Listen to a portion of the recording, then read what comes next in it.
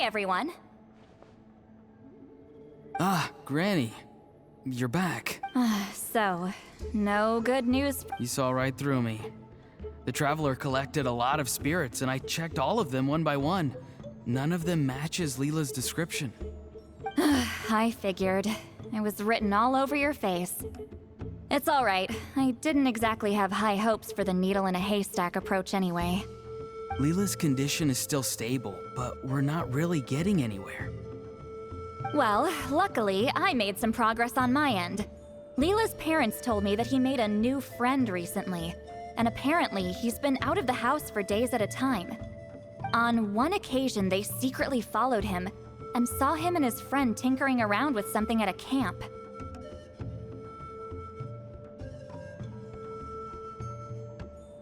Yeah, some guy who goes by the name Kokuchu, dressed in what looked like Inazuman attire. Is this really all I'll need, Mr. Kokuchu? Based on my studies of the ancient texts, hypersensitivity is usually treated with desensitization therapy. So, I figure there's no reason it shouldn't work in reverse. Now, for a poor chap like yourself with no sensitivity to spirits whatsoever, you'll have to completely immerse yourself in spiritually rich substances for this to be effective. I'm electing to name this approach hypersensitization therapy. Is it risky? You're the spirit duffer, not me. I'm sure you're more clued up than I am on the potential consequences of brute force clairvoyance. Ultimately, it's your decision. All right, but I do have one last question. What's in this for you? People like me obviously don't have much clout in this tribe, so it's not like I can offer you much in return. You think I'm looking for a reward? Oh, my good sir, take a look at my face. Isn't the answer written here clear as day? What? What's written there? Just a friendly guy who's happy to help. What? So some random guy from Inazuma just felt like helping Leela cure his spirit deaferness? Hypersensitization therapy, huh? What a novel idea. Could that really work? Not on Leela by the looks of things. It's anything but novel. Our tribe used to offer it as a treatment once upon a time. But it was so fraught with risks and had such an abysmal success rate that it was eventually outlawed. As for this Kokuchu fellow, I'm sure he has his own agenda. He conveniently disappeared right after Leela got into this mess. Leela's parents gave me the address of the camp, so I went and checked it out. There were clear traces of spiritual energy. And also, look what I found. What's this? A broken shard. Probably from a weapon or some sort of ceremonial implement. You feel that? It might look old, but it has extremely strong traces of spiritual energy. Leela must have used this as his medium. It would definitely explain how a spirit duffer like him was able to trigger a clairvoyant experience.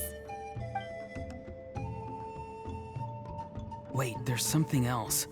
It feels so familiar. I think this is somehow connected to my ancient name. Connected how? Is it like a shard of an ancient name? No, more like... I think this item might have belonged to a previous bearer of my ancient name. Okay, that's it. Granny's getting itchy clairvoyance fingers. I'm going to try using this shard as a medium. Cool, same as last time? The Traveler can use the Spirit Loom to record what you find on a woven scroll. Nope. Ororon can do the recording this time. Why? It's a safety measure. You have a better understanding of the spirit domain than the Traveler. If this really is a Sanhaj relic, you'll be better placed to deal with the fallout in the event that something goes wrong. Ah, see, Paimon? Told you Granny has a soft spot for the Traveler. Look at her not wanting to put him. Meanwhile, I'm just a grandkid, so I'm expendable. Hey, what are you... Sorry, Granny. I'm ready now. Then let us begin.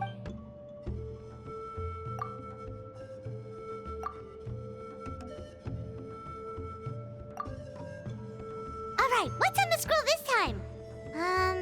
Looks like a broken bow covered in flames. Hey, don't you think one of the pieces looks just like this shard? You're right! It seems to be from the body of the bow. I saw a bow just like this in one of Granny's scrolls. Yes, it's the weapon Sanhaj used in the Battle of the Mare Javari. I guess that proves it. This shard is a bona fide Sanhaj relic. Good old Sanhaj. The relic's spiritual energy was fluctuating very strongly, but I wasn't in any danger at all. The Traveler probably would have been fine as well. Now that's a true hero, huh? Generations later and the stuff he used to own is helping to treat spirit duffers. I still think there's more to this story, though. Kokochu must have had his own motives beyond just treating Leela's condition. Well, okay, we saw the full bow just now, right? Maybe he wanted to see it too, so he could track down the other pieces. I don't know if he'd have anything to gain by doing that. Even if they're Sanhaj relics, I still doubt he'd have much use for a broken bow. Also, why use a spirit duffer in that case? You're basically setting yourself up for failure. Huh? Layla's body is responding. Let me take a look. I can sense a spirit being drawn to the relic. Looks like Granny's plan is working. Leela's spirit is being drawn to the bait. In that case, let me try again. This time using both Leela's body and the shard as mediums. You can do it, Granny. I'm ready to go too.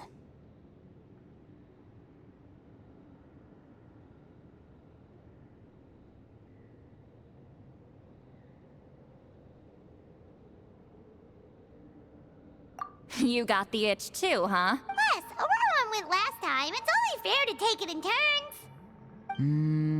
Fine by me. We know it's safe now, so you shouldn't have any problems.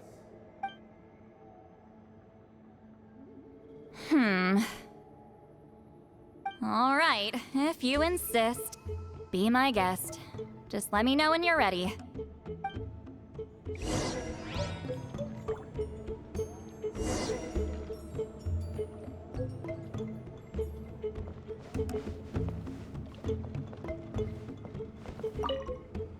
Don't worry. I'm quite sure the shard is safe. There shouldn't be any danger.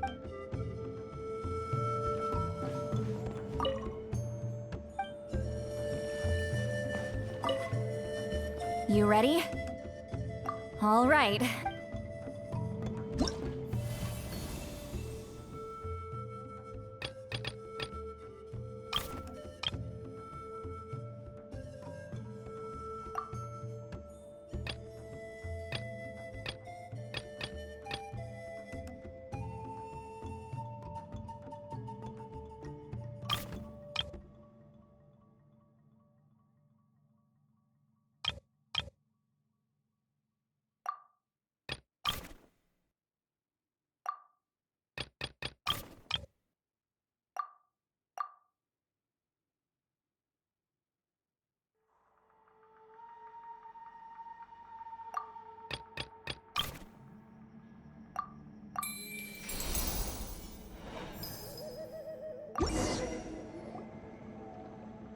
Another image has appeared. This one is a map. A map? Of where? Could it be the Mare Javari? The Mare Javari? The Mare Javari was reduced to a desolate wasteland after that big battle. Or rather, it became known as the Mare Javari after what happened there. The ashes of the monsters and warriors who fought there covered the entire battlefield. Sometimes, bone-chilling cries would be heard from the depths. Other times, the whole region would become engulfed in towering flames, drowning out the cries. That place is full of untold dangers and mysteries.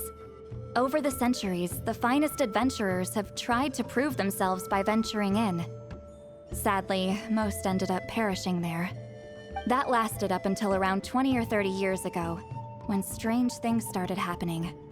People started speaking of an enormous dark creature the size of a mountain, roaming around inside the Mare Javari. And then, shortly after that, the whole region just completely disappeared. Nobody knows how, but that infamously ominous place just vanished from the face of the world. What?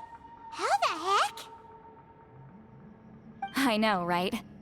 Anyway, if I'm not mistaken, the place indicated on this map is where it used to be before it disappeared. At the westernmost part of Natlan. It's a very remote location, far away from any of the tribes. There never used to be a settlement there, but there's more people since the Mare Javari disappeared. Anyway, that's just what I've heard. I've never been there myself. This is what age does to you. The older you get, the less adventurous you become. That's just an excuse. Granny's too lazy to take a trip that.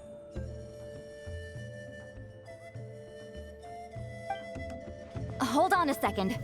There's a spirit approaching the shard and the woven scroll. Oh, Leela's body is responding again! Quite a strong reaction this time.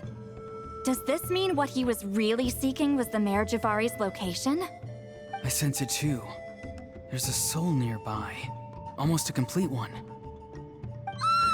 This is creeping Paimon out! Seems like the plan is working. So, can we just wake him up now? Not today. You might think bringing a spirit back into its body is like pouring water from one bottle into another, but it's far more complicated than that. I need to borrow a ceremonial sword and make some other preparations. It'll take me about 2 days, but don't worry. Now that his spirit's returned, there's just one step left. Let's meet up again in 2 days.